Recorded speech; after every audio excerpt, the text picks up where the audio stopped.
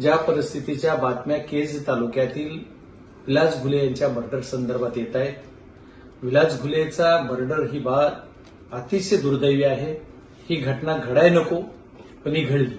घडल्याच्या नंतर जे कोणी आरोपी याच्यात आहेत, या आरोपीला कठोर शिक्षा झाली पाहिजे, त्यांना अटक झाली पाहिजे आणि जे जे कोणी दोषी असतील त्यांच्यावर कारवाई झाली पाहिजे. एवढंच नाही तर या घटनेशी माझा संबंध आहे असंही जोडलं जात आहे. एवढंच नाही तर या घटनेशी माझ्या मुलाचा संबंध आहे असंही जोडलं जात आहे. पण माझी मायबाप पोलीस यंत्रणा आणि एसपी साहेब यांना विनंती आहे की आमचे काय चेक करायचे ते सीडीआर असतील, आमचे लोकेशन असतील, सर्व काही चेक करा. आम्ही जर त्याच्यात दोषी असलो, तुम्हाला जर वाटत असेल की आम्ही दोषी आहे, तर आमच्यावर कारवाई करायला तुम्हाला मुभा आहे. मी खासदार म्हणून तुम्हाला एखादी गोष्टीची अडचण येत असेल किंवा खासदाराचा सीडीआर कसा तपासा, तर ते तपासण्यासाठी तुम्हाला लिगली काही अडचण येत असेल तर माझी तुम्हाला परमिशन आहे की तुम्ही ते तपासू शकता. तपासा, माझे तपासा, माझ्या मुलाचे तपासा, पण जी सत्यता आहे ते समोर आणा आणि जे दोषी त्यांच्यावर कारवाई झाली पाहिजे. आणि दुसरी माझी मागणी एक आहे की ह्या प्रकरणाची सुरुवात कशी झाली, ह्याचं मूळ कारण काय, हे भांडणं कशामुळे झालं, कशामुळं, ज्या की या माने नावाचा व्यक्ती त्याला मारायला हे जी कोण आलेले असते आरोपी, हे का आले, त्याचं काहीतरी मूळ असेल. उगाच कुणी कुणाला मारायला आलं तर ते मूळ काय हे सुद्धा शोधून तुमच्या तपासामध्ये जी येईल ती सर्व जनतेसमोर ठेवलं पाहिजे.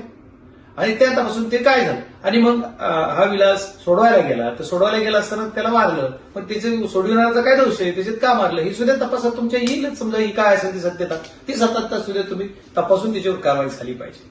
आणि वारंवार आमची बदनामी केली जाते, आमचं नाव घेतलं जातंय. आमचा कधी माझ्यावर आणखी यांची सुद्धा दाखल झालं नाही. आम्ही गुंडे प्रवृत्तीचा पार्श्वभूमी माझी आहे का, माझ्या मुलानं कधी कुणाला अरे म्हणलंय का. मुलगा माझा 21-22 वर्ष आता कसं तरी झालंय. एकच जमेची बाजू आहे माझ्यासाठी की माझा मुलगा हा सर्व कार्यक्रम वगैरे फिरतोय तालुक्यात, खासदाराच्या पाठीमागे घरातलं कोणी नाही तर तो घरातलं म्हणजे माझी फॅमिली, माझा जिल्हाच आहे, पण तरी पण एक ब्लड रिलेशन मधला म्हणून हा मुलगा सांभाळतोय.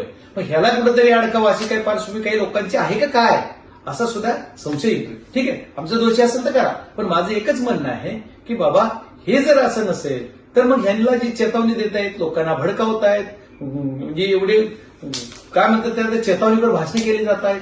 ठीक आहे, त्यांनी त्यांची मागणी जे करतायत ते म्हणजे कुटुंबाची मागणी, कुटुंबाला न्याय, त्या विलासला न्याय हे मिळालाच पाहिजे.